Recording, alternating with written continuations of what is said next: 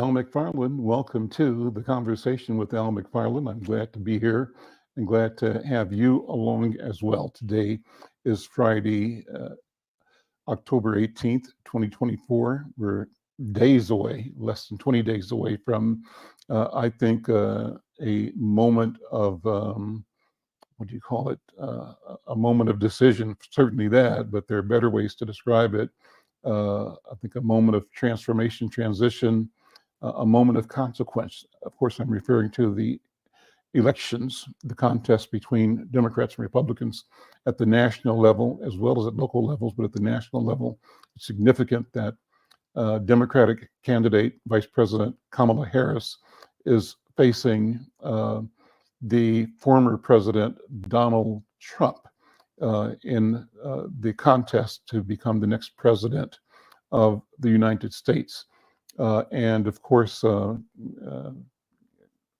everybody I know is rooting for and working for Kamala Harris. We think that the choices are clear and critical, serious. We have to prevent the slide back into history, back into a negative and painful history that we believe is envisioned by and desired by Donald Trump and the people he represents, the MAGA crowd, people who want to, as they say, make America great again. We read that to say, make white America great again. And the definition of that, from our point of view, is some iteration of suppression of Black people in particular, but Black, brown, immigrant populations, women, everybody, a reimposition and a validation of a white male hierarchical system that is exploitative in nature and that seeks some kind of acceptance that it believes that its preeminence in the world is ordained and unstoppable. Well, I believe that the absolute opposite is true, that the reach and expanse and growth of white supremacy in the world has reached its zenith and is on the decline, and that people continue to seek liberation. In fact, that people have never stopped resisting the drive and the imperial movement of white supremacy across the planet, that when it's all said and done, the planet is resilient, humanity is resilient, and though it may take a long time being generations, that justice at some point in time, truth emerge victorious over the voices, the ideas, the collusions that impoverish some for the benefit of the few. So that's kind of what's in the plate. Friday, we call this program the Healing Circle. Dr. B is my collaborator for today. She's not in today, but Dr. Oliver Williams is. Dr. Williams, how are you doing, brother? Good to see you. Welcome again. Good to see you, brother. How you doing? I'm doing good as well. And so today's program is going to be a good one because I wanted you and I and our special guest to talk about the world in general, politics, local, personal, just a conversation. Brothers talking about where we are and how we move in the world as a community and through our organizations, our affiliations, our intent, our associations. We're going to be talking momentarily. We'll bring in Brother Olalekan Obadiah, who is the president of Minnesota Institute for Nigerian Development. That organization celebrated Nigerian Independence Day, which was October 1st. A few days ago, I had the pleasure to be a participant in that. And in fact, our colleague, Dr. B, Dr. Akinsanya, her husband and partner, Brother Yeli Akinsanya, is one of the active members, and she is, as a family. And I had the pleasure of being their guest at the event, and it was a wonderful event. I wanted to ask Brother Ola to come and talk about that event, the Nigerian community in Minnesota, the Nigeria story, and the Nigerian people, all of that in the context of what's happening in the world today. So it should be a fun conversation. Dr. Oliver, I'm going to ask you to do the protocol, sharing with people how we roll on Friday, the Healing Circle. Would you start with that? Yeah.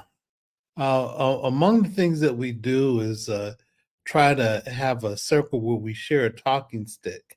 And when you have the talking stick, then you have the opportunity to be able to say your piece, and other people may ask for it. When I've seen it done with us, but also in other places, it's pretty orderly. But it gives people a chance to sort of share their thoughts about different topics. And in another circumstance, if we were live with a group of people, then what we would do is we'd be in a circle, and we'd be in a circle because it doesn't show anything in terms of hierarchy.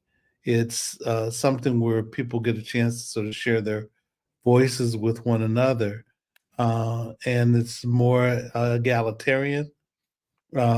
But among the things that we try to do is we try to show a difference between uh, persons that are older and people that are our elders. And we want to acknowledge our elders because our elders are people that are closest to our ancestors, and our ancestors are closest to God. So, what we want to do is ask for the talking stick before we get a chance to sort of share something. So with that, I'm going to, uh, turn it back over to Baba Al, and he'll take it from there. Well, thank you, Dr. Oliver. And let's bring in Brother Ola Obadiah. Brother, welcome to the program. And let me say that how much I enjoyed being at the MIND, that's Minnesota Institute for Nigerian Development, celebration of Nigerian independence a couple of weeks ago. It was a wonderful event. And thank you for letting me be a part of that. I felt at home and in a place that I belonged. I have said, and I continue to say, that I am a Nigerian. I am a Yoruba man. I say that because of my DNA, and I had the 23andMe and also the African ancestry DNA systems done. And I think African ancestry is the one that said that on my matrilineal side, I am 99% Yoruba of Nigeria today. So I walk proudly as a Yoruba man and feel at home among Yoruba and Nigerian people. But with that, and I think before we went on, Dr. Oliver, you're saying that you're 40% Nigerian or Yoruba as well, I think. I'm not sure. I don't know whether I'm Yoruba, but Okay, but Nigerian. I'm 40% Nigerian, and I know that it must come largely from my mother's side. Mm-hmm. So, but who knows? I need to get a chance to sort of break that down and figure out what tribe I'm from. I have a friend who's a director of family uh, uh, institute in New York, who's and I'm very proud of her. I claim her as my daughter. I think I try to do that most of the time, but her parents, she's 100% Nigerian. Both her parents are from Nigeria, but she grew up in the Twin Cities, Mm-hmm. and she went to Harvard undergraduate, and then Harvard Medical School, and she's a psychiatrist in New York, and so a brilliant young woman, Mm-hmm. and so very proud of her accomplishment. But her family is something else. So anyway, glad to be associated with Nigeria. Well, let me pass the talking stick to Brother Ola. Welcome to the conversation. And if you would introduce yourself, your work, and your role as the president of MIND, Minnesota Institute of Nigerian Development. Take a few minutes to talk about the organization, its founding, its mission, and how it carries out its work to unify and support and uplift the families and the culture. Um, Good afternoon, brothers. Thank you very much for um, taking time out of your schedule, busy schedule, I suppose, to have me on this program, Healing Circle. I really appreciate that. I also want to thank um, our big brother, Mr. McFarlane, for gracing our Independence Day celebration this year. It was a huge honor to have somebody like you in our midst. And I cannot thank my brother, Mr. Akinyele, and his wife enough um, for bringing you to attend that occasion. You see, as God will have it, I was just standing outside trying to welcome guests, our invited guests, and I happened to be right there when you came in, and I have the singular honor of taking you to your seat. So please, it's the first time. It's not going to be the last time. I'm not going to let you go, actually. And by extension, I'll be inviting our brother, Dr. Oliver Williams, to our next Independence Day celebration. Very good. Yeah, I was supposed to be at that event, but I took ill and Oh, couldn't make it. So okay. Thank God for your health. You are back and bouncing. We are grateful to God for that. That event that day, there were a lot of social events going on in the Nigerian community that kind of impacted us a little bit. But that is typically how things happen because being Nigeria umbrella organization, each family still have their own life to live. Each individual, of course, have their own life to live. So I think it was a sign of progress also. But as usual, I think at the end of the day, we had fun. Let me quickly talk a little bit about myself. Then I'll digress to mind. I came to this country 23 years ago. I was already a registered nurse in Nigeria. As a matter of fact, I retired from the Nigerian Army as a operating room nurse. Then I had worked briefly with a Shell Oil and Gas Company in the operating room for about 2 years. Then I got the connection to come to a place they call Minnesota, the organization that brought me and my family. Actually, the nursing home where I work initially is down the street here in Minneapolis. They are called the Good Samaritan Society. Now, I was brought to their long care facility very close to university. So the name University Good Samaritan Society. Prior, back home in Nigeria, I have no idea about what long-term care is all about. Everything we do at home, as far as health care system is concerned, it's either you are in the hospital or you are in the clinic. Now, when it comes to taking care of the elderly, they are part and parcel of the family. So you see the grandmas, the grandpas at home being taken care of by their kids and their grandchildren. I remember when we were in the elementary school, we'll come back home to meet our grandparents. They were the spirit around us at home. Oh, you don't do this, don't do this. Why we take care of them too? You go get this for me.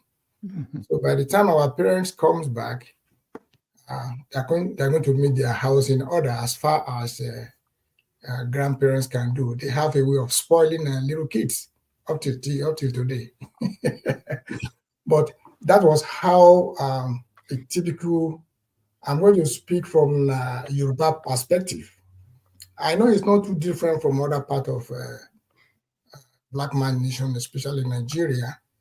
The young take care of the elderly, and the elderly supervise the grandchildren, and that is how we were brought up. So when I got the job, right from Nigeria, University Good Samaritan, so I was encapsulated by the word university. So I thought I was going to work in a university environment. So we got here, and the following day, the work started through orientation. We were about, in that group, I think we were about 10 families. Out of that 10 families, I think 3 of the families were both nurses, husband and wife, like myself and my wife were both nurses. So we got the first baptism that in America, you just have to work every day. I will not forget quickly that that first day at work, obviously during orientation, we were all sleeping from the jet lag. Mm-hmm. Another thing that was a little bit, there are a lot of cultural shocks. I don't think this program today will permit me to go through all that. I hope maybe in the future we have more time to really talk about it. Yes. Now we came here, and my contract required that I should work with the facility, the Good Samaritan, for 2 years. And at the end of the 2 years, I shift base to hospital-based hospital. I work at Unity Hospital in Freely in their med-surg unit for, I think, about 7 years. Then from there, I did my master's adult and geriatric nurse practitioner at Metro State University. During that period, however, I moved to another unit at Unity Hospital, the geriatric unit, adult mental health unit. So I was there for about 5 years total. Then I left as I graduated from my training as a nurse practitioner, and since ever then I've been working as a nurse practitioner. Mind has, there are things we do for our community. At that time, I didn't know anything about Mind. So one of the events we normally take care of for Nigerian community in general is we facilitate with our consulate office from New York. Minnesota is under the jurisdiction of New York, Nigerian consulate. New York. We have 3 consulate offices in America presently. The headquarters, of course, in DC. There's one in Atlanta, and the third one is in New York, under which jurisdiction Minnesota fell. So I remember that year they came to organize this passport traveling document verification exercise, they call it. And I got to know about it at work. And I look at our traveling documents. I came here with my 2 daughters. I think at that time, my wife had the last boy, Ludari Daniel, the last son. He's the only one that was born in America here. So he need to have a Nigerian passport, and the remaining 4 of us need to renew our own. So I got this information, I went there. That was how I got to know that there's an umbrella organization that is called Minnesota Institute for Nigerian Development. And of course, that was my first encounter with Dr. Oni. He was the president at that time. I remember the place was a little bit rowdy, and people were in a hurry. They want to do it quickly and go. And when we got there, I was confused. Was like, what is going on here? My background being a military person, I was like, no. I stepped into the foray to tell me, hey, we can do better than this. Why don't we do this? And surprisingly, everybody listened, and we all wait for our time. And the event was successful.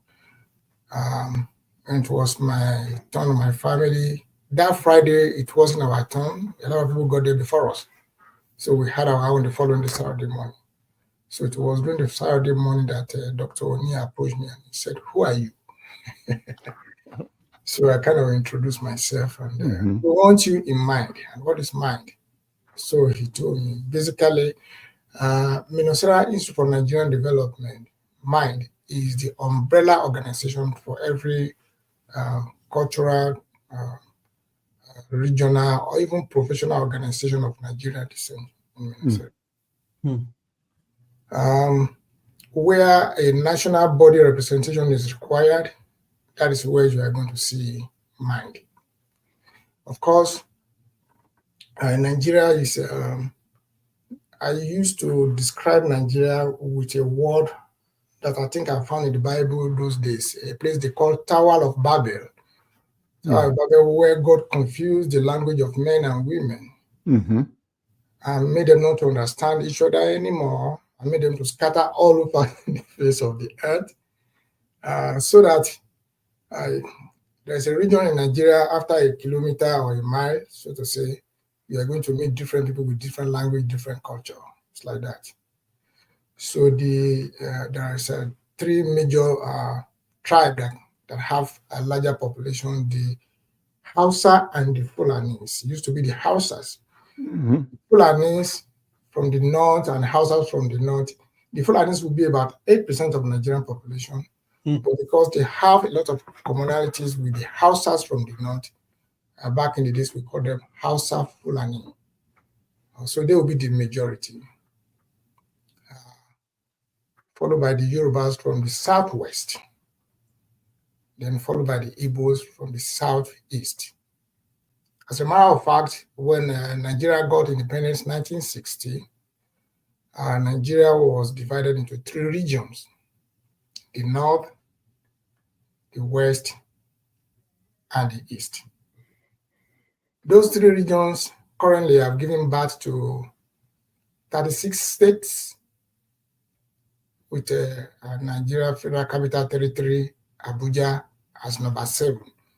So the FCT is not, it doesn't enjoy a state status like a DC, just like DC, it's just Federal Capital Territory. So those three regions have given birth to 36 states. MIND will, like I said, will always show up when a national body representation for Nigerian community is expected, is required. Historically speaking, I was told, I'm just telling you this from my own perspective. There is no document for me to read anywhere, but from what people said, MIND used to be a very strong organization back in the days. And at that time, all these other splinter groups, the Yorubas, the Igbos, the Sumata from the north, the Yoruba, etc., were not there. It was only MIND. Somewhere along the line, people realized that, no, we cannot all stay together. There are other things we should do back home in our own locality that MIND may not be able to do. So that gives rise to that, all these splinters group. But when it comes to national issue, it's always MIND. Those are the two first things we do to show up for national representation, be it within government or social circle when that representation is required.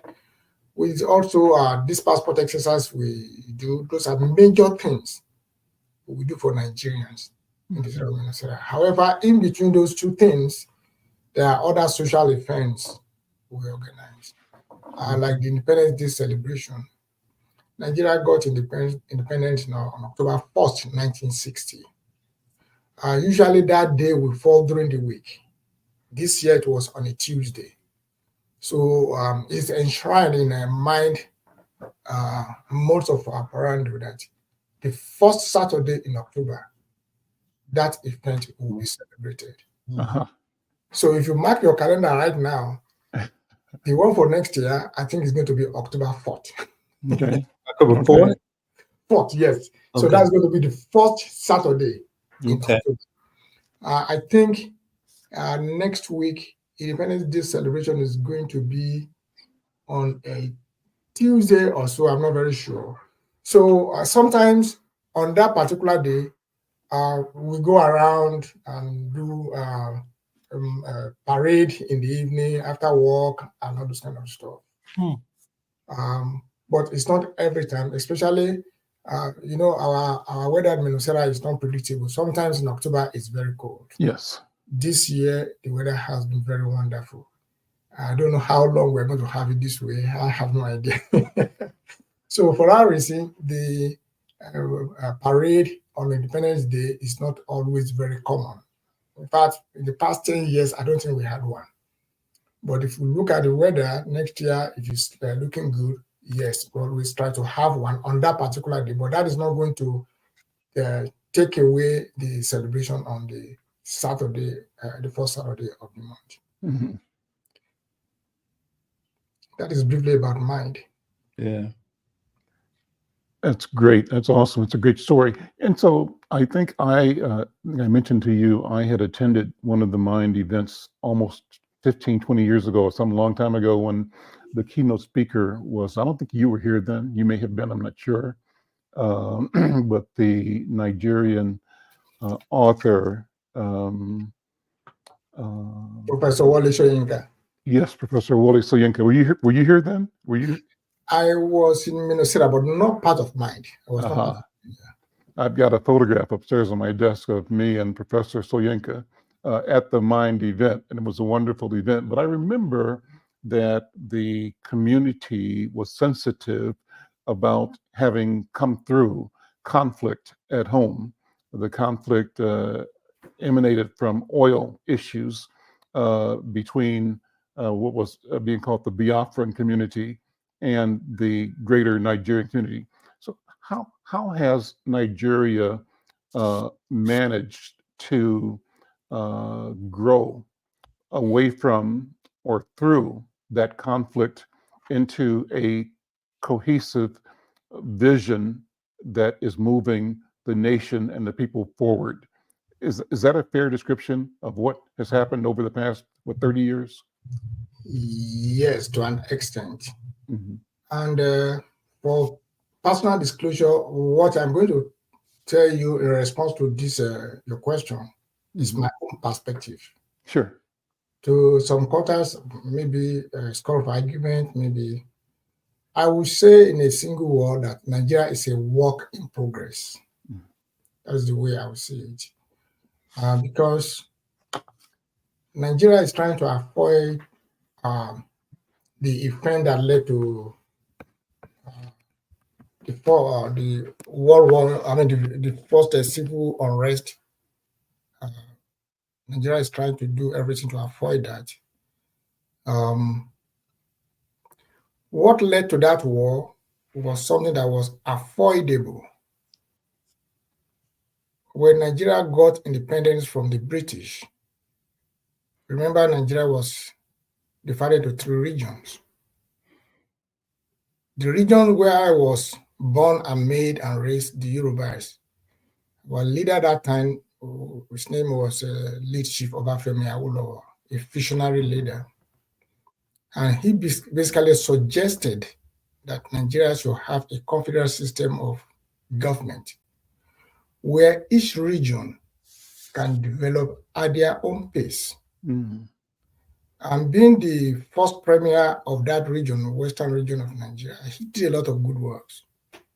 That region was ahead of even many European countries. That region got the first television station in Africa ahead of France. The headquarters was in Ibadan.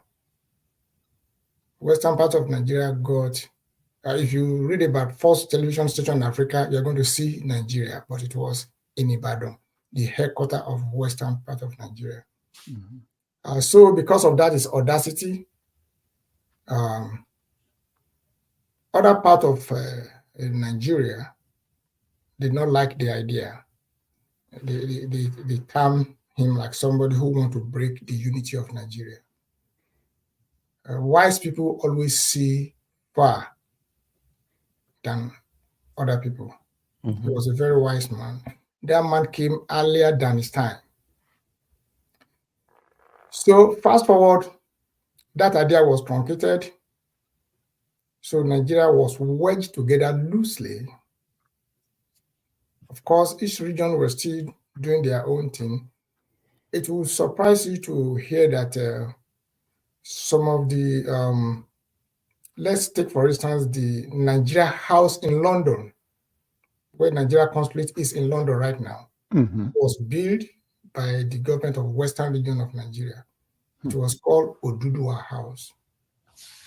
It was when Nigeria was turned to a unitary system of government after the war that the federal government took over that building. There are other things indeed all over the world. Now that Nigeria should go through federalism, where each region, like we practice here in America, in Minnesota, we are developing at our own pace, doing our own thing, but we are still part of the union. But some people don't like that. Part of the country that didn't like it was the Igbos, the southeast. But the first military coup in Nigeria was organized by military officers from that region because they don't like the direction Nigeria was going to.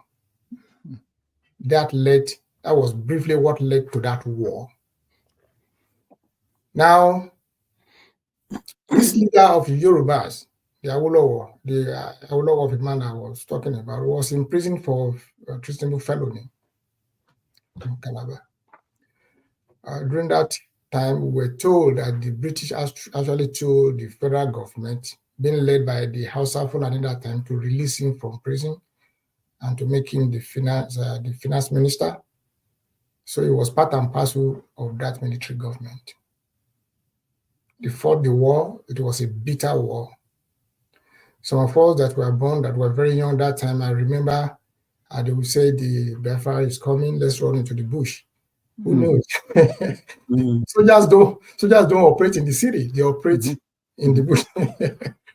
We could be in the jungle for 2-3 days, they'll say, okay, they're not coming again, let's go back to the village or something like that. I remember that vividly. But from that time till today, there has been this mutual suspiciousness. That is the way I would put it, among the three major ethnic groups.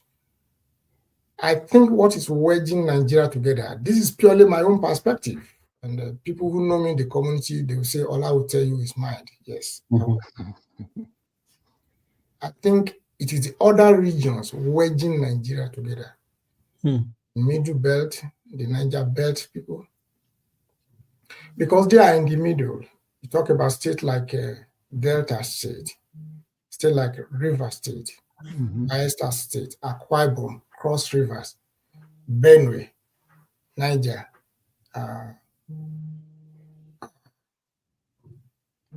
Kogi State, Kwara State. Those people, they are in the middle of Nigeria. And when I engage some of my friends from that region, the question they ask is, who do you want us to follow? The Yorubas, the Igbos, or the Hausas? And these are good people. In fact, the first oil well of Nigeria was discovered at a place we call Oloibiri. That was shortly after the independence. Oloibiri is in River State. I think it's in the present Bayelsa State right now. So while the wealth of Nigeria was based on farm produce, heavily cocoa farm from western part of Nigeria, coal from the east, groundnut and cotton from the north, the discovery of oil from the south was a game changer. So obviously, the north doesn't want that part to go. So basically, in my own little perspective, the people at the center of that country are the people working us together. That's my own opinion.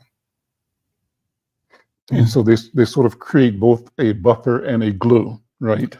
Yes. A binding that brings Yes. my own family, I think, and through 23andMe, I identified a person who I've not met yet. We haven't communicated. He's he's a young man, 23 or 4 years old, and he's in California. I think his people are in Houston, but his name is Dienma. That's the first name. Dienma, what's the last name? I'll think of it in a second. So I'm getting old in my memory. It's not as, but he is his family is from Port Harcourt, And so I'm trying to reach out to him or to some of the family name who are in Houston to see if I can make a direct connection. But 23andMe says that Diema Bipialaka, his last name is Bipialaka. But that doesn't sound like a Yoruba name. No, it's not.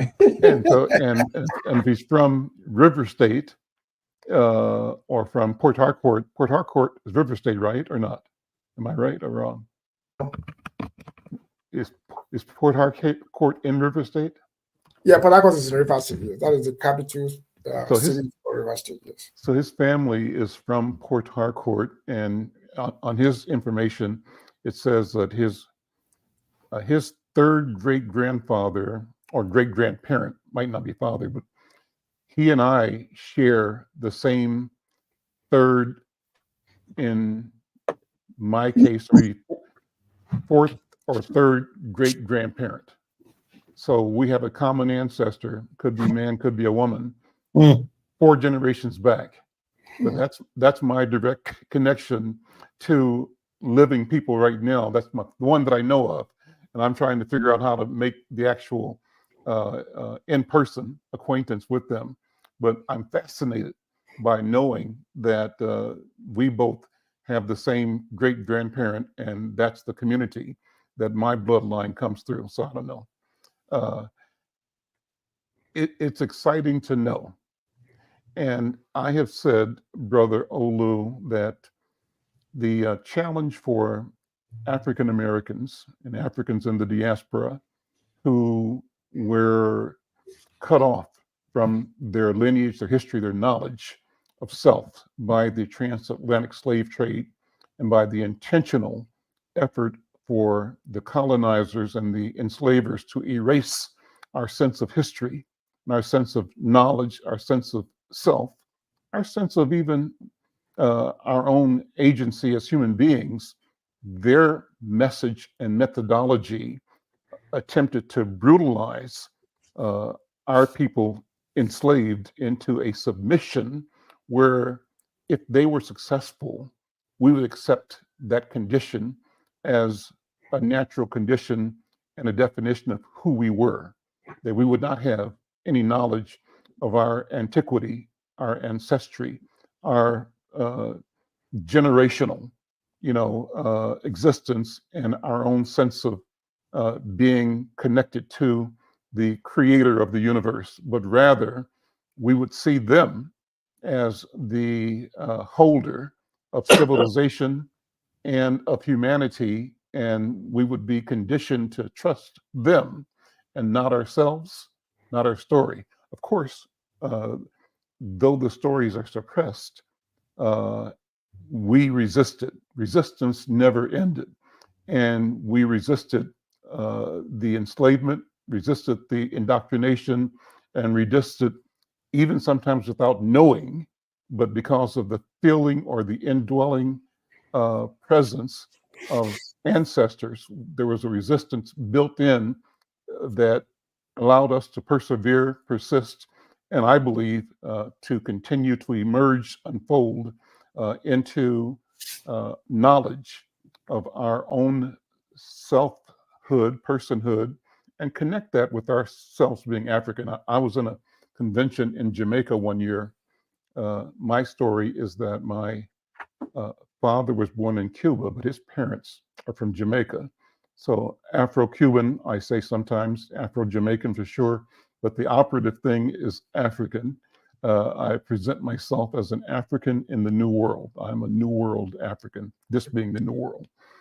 And what I believe that the DNA technology, the science has done and will do is connect us, and it will destroy the efforts to erase who we are, to erase our identity, because the truth is in the DNA.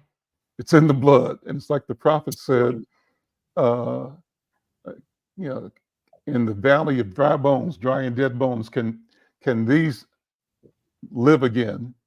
And I think Ezekiel said to the Creator, if that's what you want, if you want it, it will be so. And that's where we get the church story about, the hip bone connected to the thigh bone. Is a whole song and music in black music, black culture about reconnecting. I believe that story is an allegory for the reconnecting of our people, and that the DNA that has never disappeared and will not disappear is the connecting tool. And that we will know each other again and have evidence and knowledge of our connectedness that is real, that is objective, that is scientific, and that will place us in awareness of the continuum of our existence from the very beginning of time. And that knowledge brings a power and a vitality that is unstoppable, that will enable us to be in a position to be of greatest service to ourselves as individuals, but to humanity as well. That's the speaking stump that I'm on right now, and I share that wherever I can.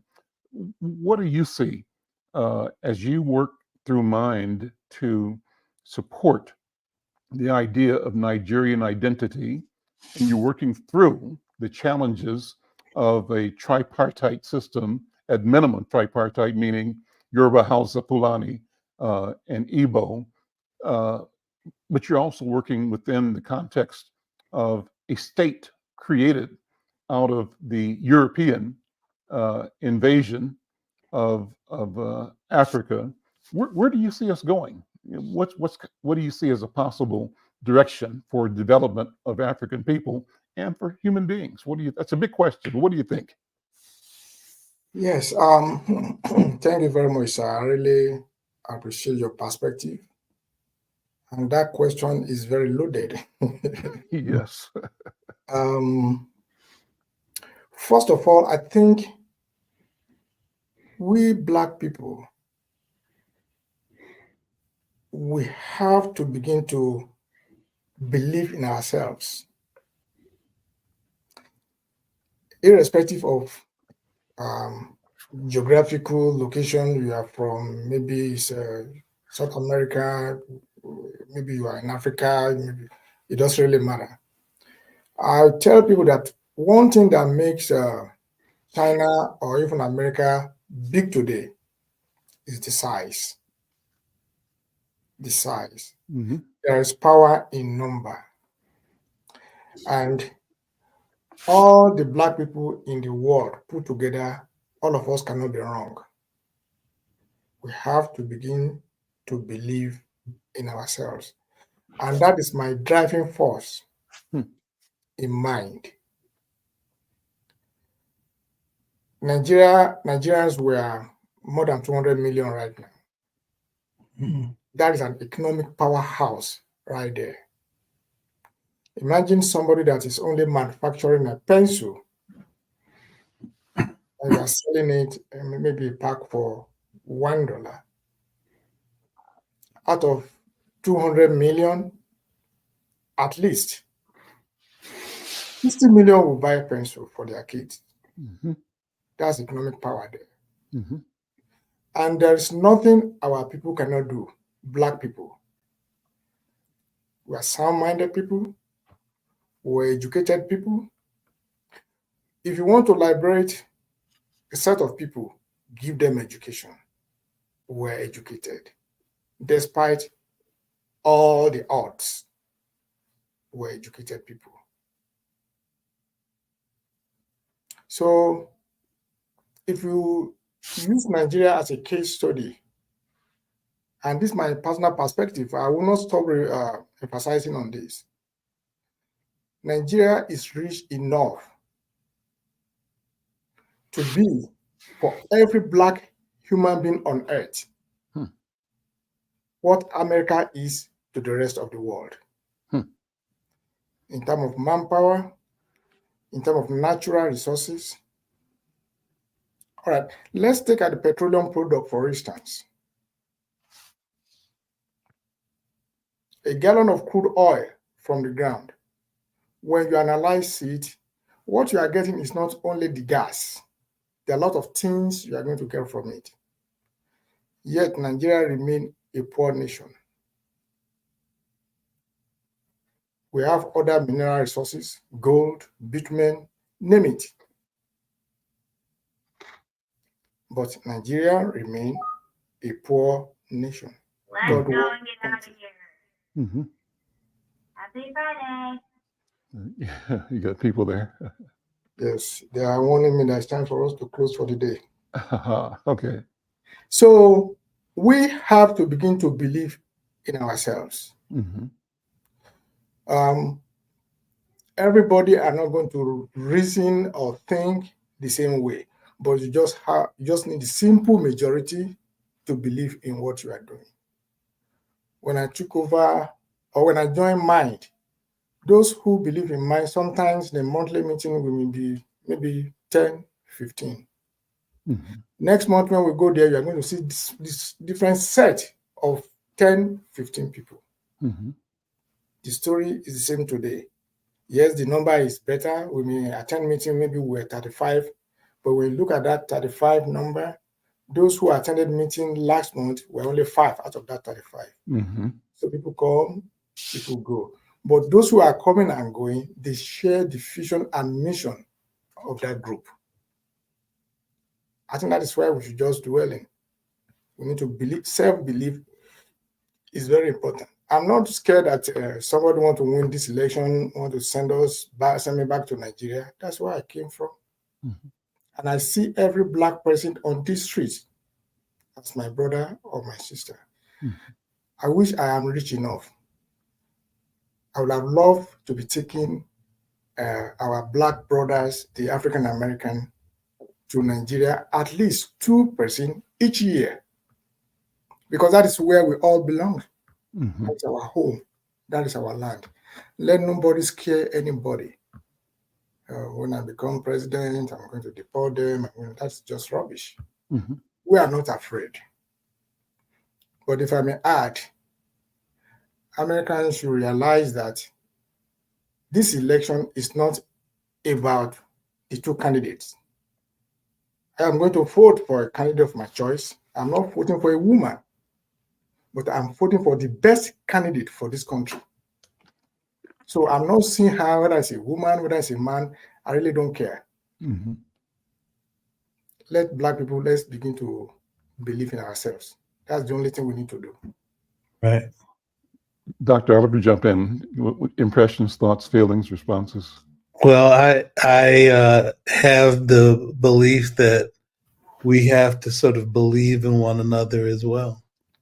And another thing that I for me, and I don't know whether I continue to repeat myself, but I've been to Kenya and I've been to South Africa, and I'm looking forward to going to Nigeria. But the thing that touches my heart every time I go is that people say, "Welcome home." And that's the way that I feel about it too, is because I remember before I went to Africa, I felt like the colonizers didn't succeed if I got a chance to touch my feet on the motherland. And then when people from different countries would say to me, "Welcome home, brother," it touched my heart. And so and it helped me. I guess the thing that I also felt was, as far as I could see, all the land that was there belonged to African people. And so the history behind it was important to me. And then when I got a chance to take the ancestry.com test to find out that I was from Nigeria, that was another thing that sort of touched my heart too. My wife grew up in Puerto Rico, but she took it as well, and she found her African self in taking the test. The thing that I think about too is sort of the success of, but also the traditions within families, about how people make connections with one another.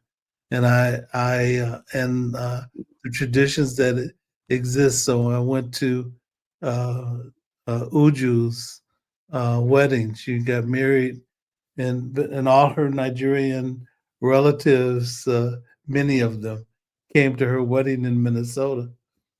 And the thing that was remarkable to me is not only the traditions that took place, but the connectedness that people felt with one another. And so I'm looking forward to making more connections with you, brother, and to be informed. But the other thing that's interesting to me, I'm sort of curious about those things that push people apart, but those things that bring people together. True. So as you had people that come from different parts of Nigeria, and you had things that created distance among them to get people to maybe ask questions or have challenges with one another. What do you think the thing was that brought people together?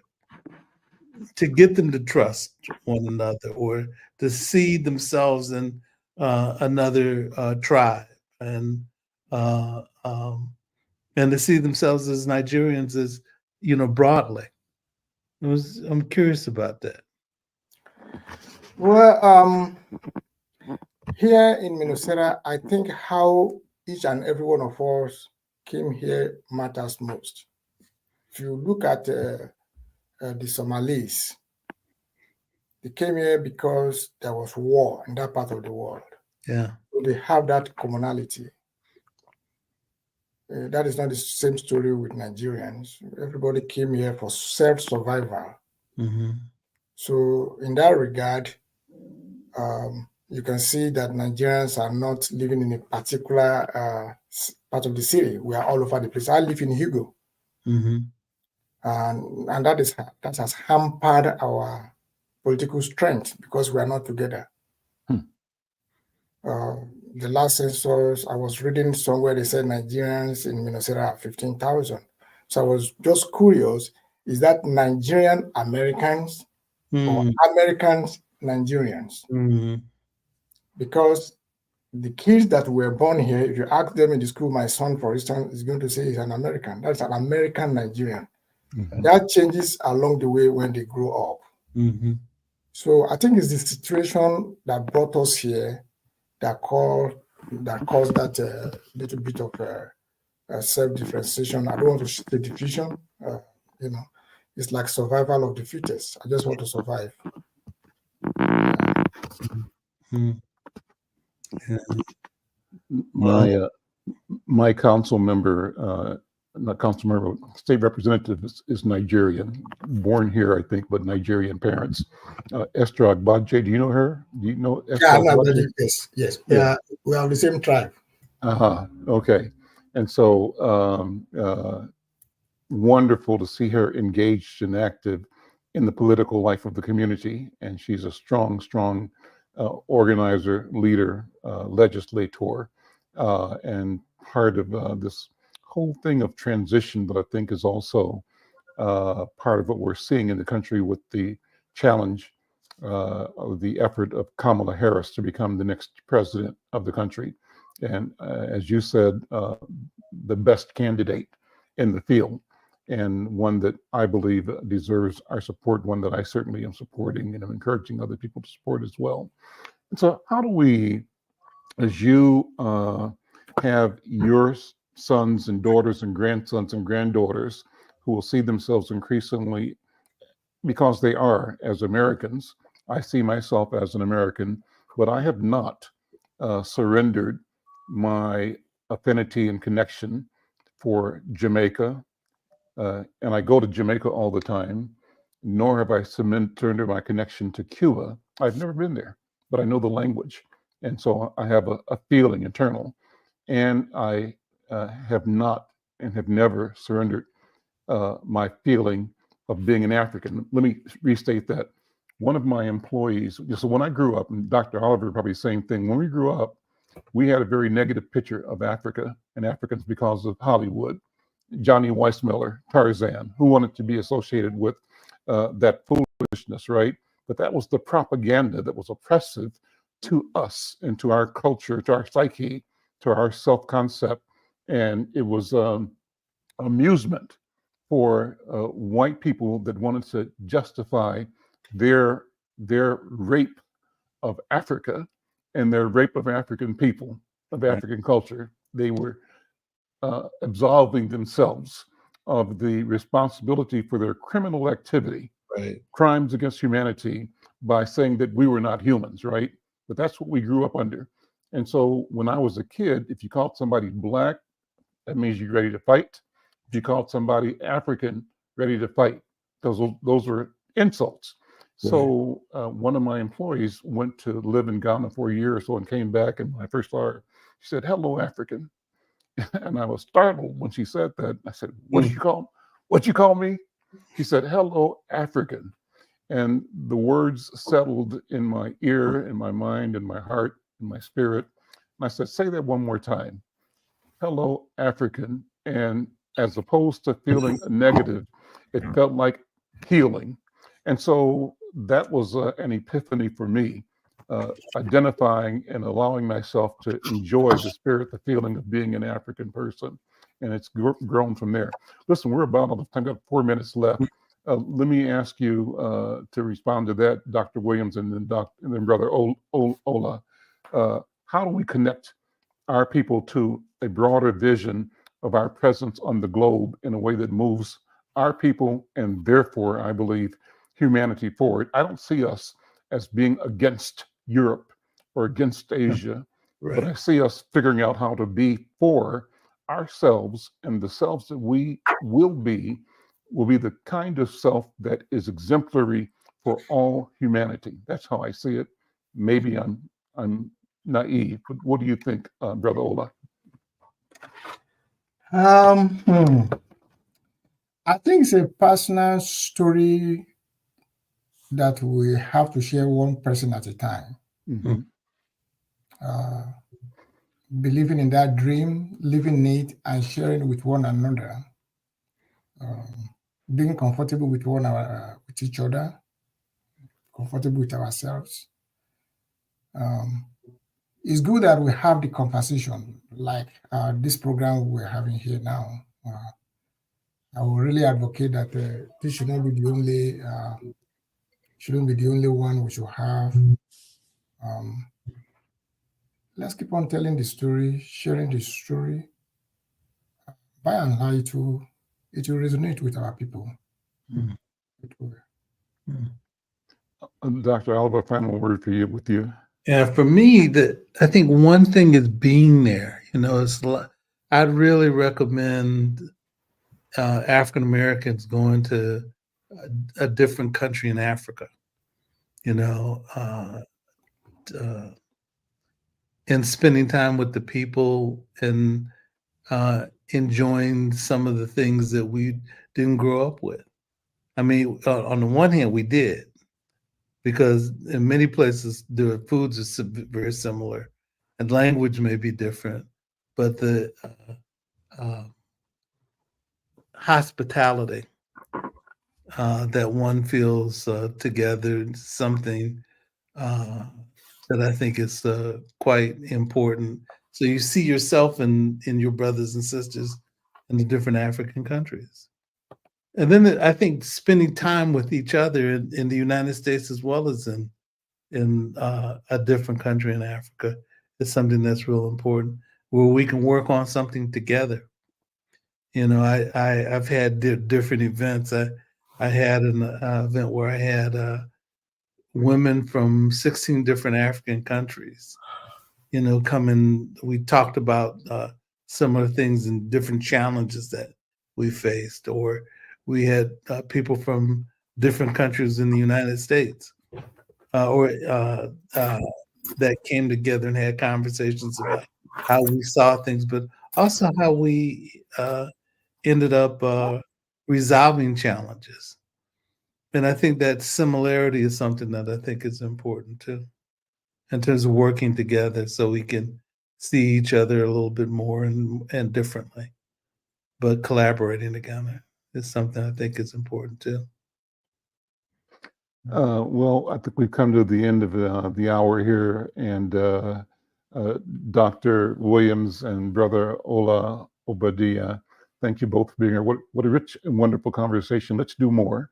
I'll be reaching out to you, Brother Ola, to connect with leaders of the other cultural groups or tribal groups. So I think we should talk. And this is a forum where each person, each group can sort of tell the creation story. We didn't get to that today, but at some point in time, I want you to come back as a Yoruba and talk about Oduduwa and the creation story for Yoruba people, because everybody has a story. And how do we share those stories and find the similarities? But with that, let me say thank you. Have a great weekend. I'm Al McFarland. This is The Conversation with Al McFarland. We'll see you next time. Take care. Bye-bye. Bye-bye.